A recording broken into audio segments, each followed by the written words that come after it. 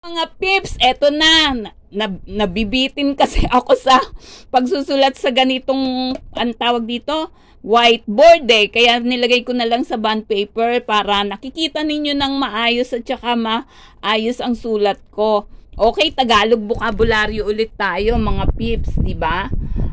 Ngayon magbabasa tayo. Magbabasa tayo ngayon, ha?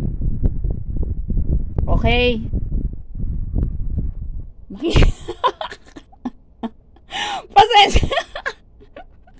Pasensya na kayo mga pips sa aking pagsusulat, ha.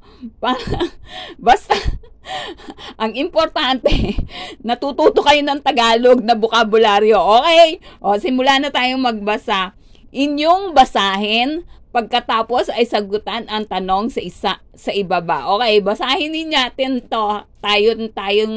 Tayo mga pips with my viewers, magbabasa tayo ng Tagalog. Kasama nyo akong magbabasa. Tapos sasagutan din natin at kasama nyo rin akong magsasagot. Okay?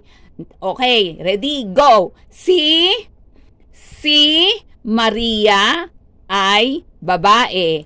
May ama si Maria. Ito ay si Mang Kiko. Si Maria ay mabait. Itinuro ni Mang Kiko na maging mabait si Maria. Kaya lumaki si Maria na mabuti. Okay, sagutan na natin. Sino si Maria? Si Maria ay isang babae. Okay? Ito sagot. Okay? Sino ang ama ni Maria? Si Mang Kiko. Okay? Si Mang Kiko.